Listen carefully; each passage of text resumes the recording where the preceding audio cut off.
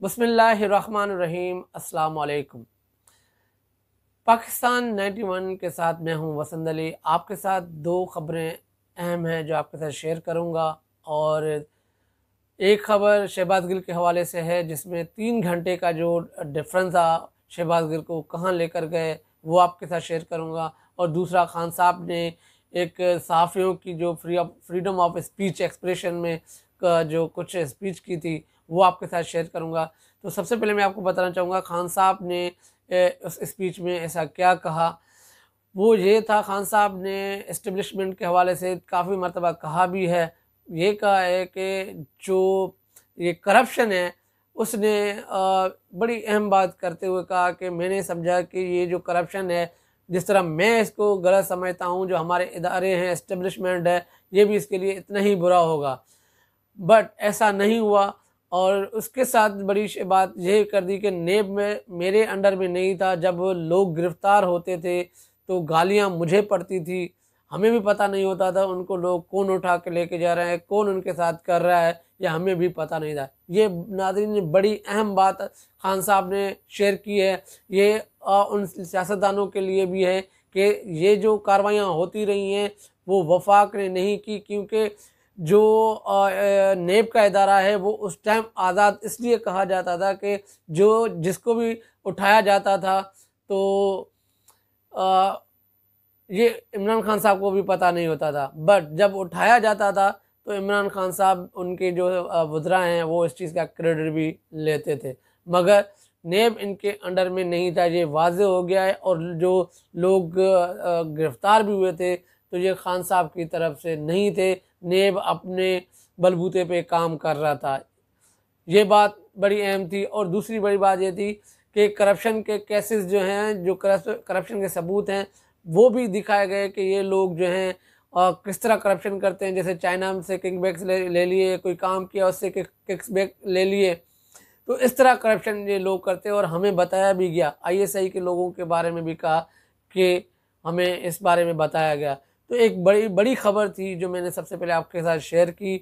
और ये एक समझे कि एक राज था जो कभी किसी को पता ही नहीं था कि ये जो नेब कार्रवाई करता था किसके कहने पे करता था। और ये नेब के चेयरमैन से भी पूछना पड़ेगा इन लोगों के कि किसके कहने पे ये कार्रवाइयाँ होती रही हैं। तो ये चीज़ थी। दूसरा बड़ा अहम केस, और एक पढ़ा लिखा और एक डॉक्टर शहबाज गिल, एक हफ्ते ये शख्स स्पीच करता रहा और कॉन्फ्रेंस करता रहा। अचानक ऐसा क्या हुआ जो आज उसकी हालत कोई देखे तो वो भी परेशान हो जाता है। जो भी इसके नाकदीन हैं, अपोनेंट हैं, वो भी आजकल ये सोच रहे हैं कि जो शहबाज गिल के साथ हो रहा है बिल्कुल ही गलत हो रहा है, ऐसा नहीं होना चाहिए। तशद्दुद जो किया गया है शहबाज गिल के साथ, ये हुआ आज जब शहबाज गिल को पिम्स हॉस्पिटल से लेकर जा रहे थे तो जो हमारे पुलिस ऑक्सीजन मास्क है वो भी उतारा गया पुलिस ने। एक इंसानियत भी होती है, इंसान के अंदर एक इंसान होता है। और ये बताया भी गया कि शहबाज गिल साहब को दमे की बीमारी है, सांस की प्रॉब्लम है, उनको ऑक्सीजन लेना ज़रूरी होता है। जिस तरह उसको फिज़िकली और मेंटली टार्चर दिया जा रहा है। जब इनको लेकर गए, व्हील चेयर पे थे, और व्हील चेयर के बाद जो है उसमें बिठा, एम्बुलेंस में बिठा के जो है कमरे अदालत में पहुंचा दिया गया। 10 बजे हेयरिंग शुरू हुई। और हेयरिंग के दौरान जब मजिस्ट्रेट थे राजा फ़ारूक, एक बड़ा दिलेर और निडर शख्स था जिसने तमाम तर प्रेशर होने के बावजूद भी प्रेशर जो है ना नहीं रखा अपने ऊपर, और जो सामने चीज़ थी वो कर दी। सबसे पहले आर्ग्यूमेंट शुरू किए इस्लामाबाद पुलिस के वकीलों ने कि हमें जो है इसकी मज़ीद रिमांड जो है दिए जाएं, क्योंकि रिमांड अभी तक हमने ली नहीं है और इनसे तफ्तीश करनी है। तो वहाँ पे रिपोर्ट भी पेश की गई। रिपोर्ट जो है वो टेम्परिंग भी की गई। रिपोर्ट के मुताबिक बताया गया कि ये जो रिपोर्ट्स हैं वो तो उसके मुताबिक ये फिट हैं, ऐसी कोई बात नहीं है। तो राजा फ़ारूक साहब ने रिप्लाई करते हुए कहा कि अगर ये और फिट होते तो आप एम्बुलेंस में क्यों लेकर आए। मगर आप भी मुतमिन नहीं है इसकी सेहत पे, तो मैं कैसे मुतमिन हो जाऊं। वहीं से केस जो है स्टार्ट हुआ और उनके पास कोई जवाब नहीं था। और दौरानिया जब शहबाज गिल वहीं पे थे तो उनको प्रॉब्लम आ रही थी, तो ऑक्सीजन मंगवाया गया कमरा अदालत के अंदर।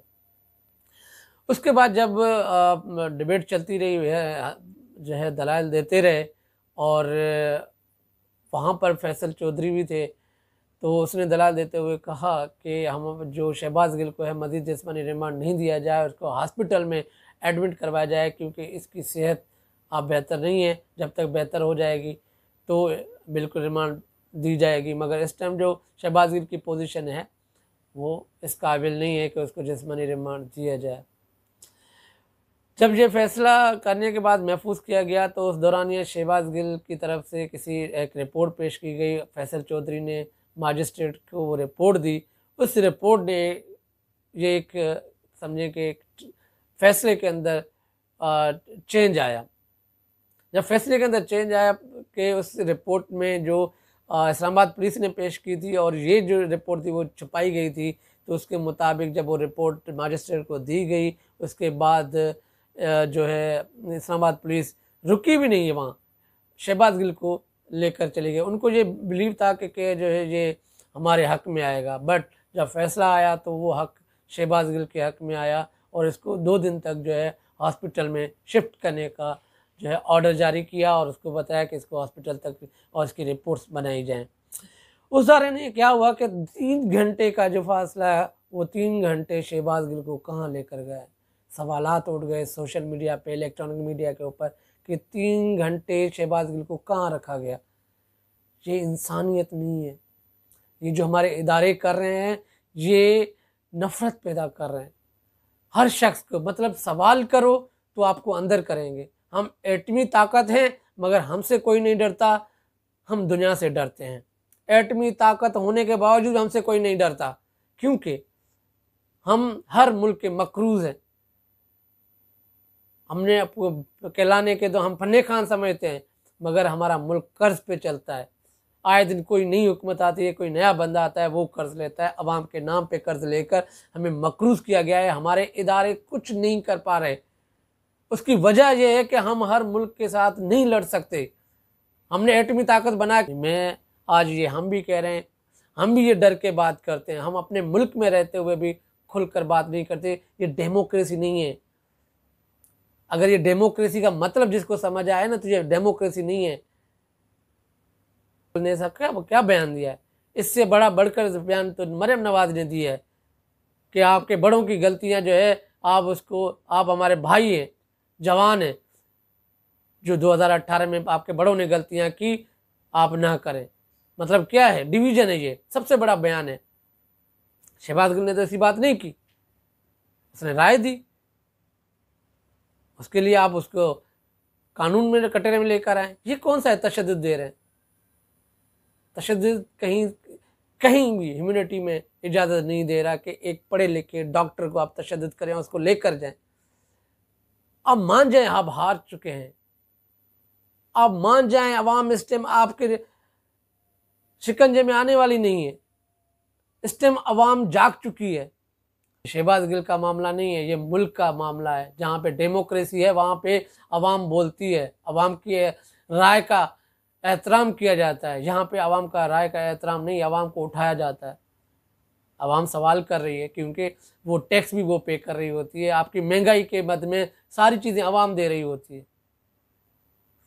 जब सारा कुछ अवाम कर रही है, जब अवाम सवाल करती है तो आंसरेबल हैं आप। 75 साल हो गए हमारे मुल्क के अंदर, हमारे ऊपर कर्जा चढ़ता जा रहा है, कर्जा चढ़ता जा रहा है। 71 के बाद ऐसी कौन सी जंग हुई है, हम कौन सी ऐसी जगह पे बैठे रहे जहां पर हमें पैसों की जरूरत पड़ी। आज भी हमारे जो है मुल्क के हालात क्या है, सरकारी हालात। जिस पिम्स हॉस्पिटल की बात करें जिसमें शहबाज गिल व्हील चेयर पे बैठे हुए हैं, उसमें रस्सी बांधी हुई है। क्या फैसिलिटी दे रहे हैं। आज महंगाई 42% में पहुंची हुई है। सारे सोए हुए हैं। शहबाज गिल ने यह बयान दिया। साइड करो जाए शहबाज गिल को, आप अपने मुल्क को देखें। मुल्क में क्या हालात हो गए हैं, दुनिया क्या देख रही है, ये इंटरनेशनल इशू हो चुका है इस टाइम। अब ये पीर तक जो है मामला जाएगा, और पीर तक उसके बाद क्या होगा, वो क्या उनसे उगलवाना चाह रहे हैं, हाँ वो पीर तक पता चलेगा। ये तमाम तो डिटेल्स ही आपके साथ शेयर की। बहुत शुक्रिया। अल्लाह हाफ़िज़।